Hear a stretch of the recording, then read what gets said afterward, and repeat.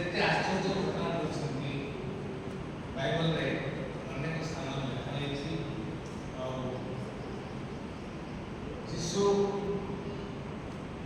ଜନ୍ମ ହେଲେ ଆଉ ମୃତ୍ୟୁବରଣ କଲେ।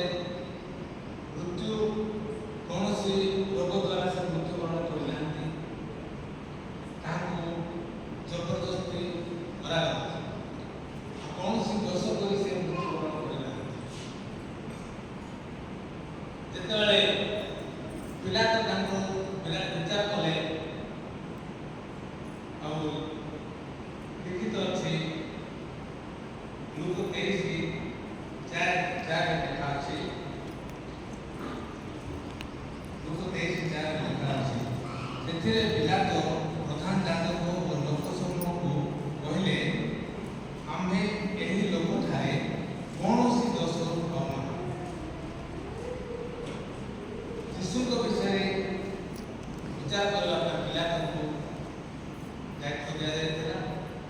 ଆଉ ସେ ଜଗତ ସମ୍ମୁଖରେ ବିଚାର ସମ୍ମୁଖରେ କହିଦେଲେ, ଏହି ଲୋକଙ୍କ ଠାରୁ ଆମେ କୌଣସି ଦୋଷ ପାଉନାହୁଁ। ହେଲେ ମଧ୍ୟ ତାଙ୍କୁ ଜବରଦସ୍ତି ଲୋକମାନେ ମାରିବା ପାଇଁ ନେଇ। ତେବେ ସେଇଦିନ ଜଣେ ମର୍ଡରରକୁ ଖଲାସ କରିବା କଥା, ମର୍ଡରରକୁ ମୁକ୍ତି ସେମାନେ ଦେଲେ, ଦଣ୍ଡ ଦେବା କଥା, କିନ୍ତୁ ତାକୁ ମର୍ଡରରକୁ ଖଲାସ କରିଲେ। ଆଉ ସେ ପ୍ରକାରେ ଯୀଶୁଙ୍କ ସବୁ କାର୍ଯ୍ୟ ଆଶ୍ଚର୍ଯ୍ୟ। ଆଉ ଗୋଟେ ବିଷୟ ଦେଖାଯାଇଛି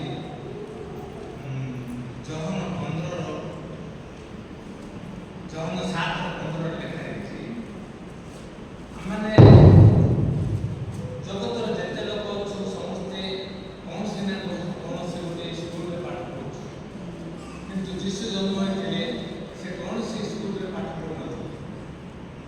ଆଉ ଲୋକମାନେ କହୁଥିଲେ, ଏ ଲୋକ ପାଠ ନ ପଢିକି ଏଇଟା ଗୋଟେ ପଣ୍ଡିତ କେମିତି ହେବ? କିନ୍ତୁ ସେ ଗୋଟେ ବାକ୍ୟ ପଢି ଦିଅନ୍ତୁ। ଜହନ 7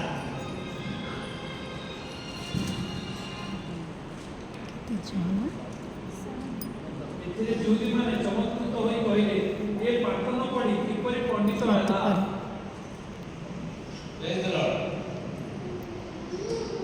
ଯେତେ ଜଣ ଆମର ଭାଇମାନେ ବାକ୍ୟ କହିକରି ଗଲେ, ସେ ଭିତରୁ କୌଣସି ଭାଇ ହେଲେ ଯୀଶୁଙ୍କୁ ବିନା ଦୋଷରେ ମରାଯାଇଥିଲା ବୋଲି କହିନାହାନ୍ତି।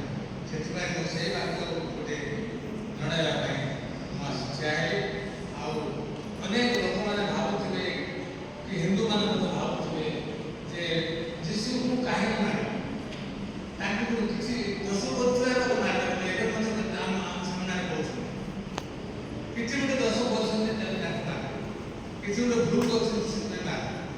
କିନ୍ତୁ ସେ ବାକ୍ୟ ଏବେ ମୁଁ ଦେଖେ କହିଲି ଆପଣଙ୍କୁ, ପିଲାକୁ ବିଚାର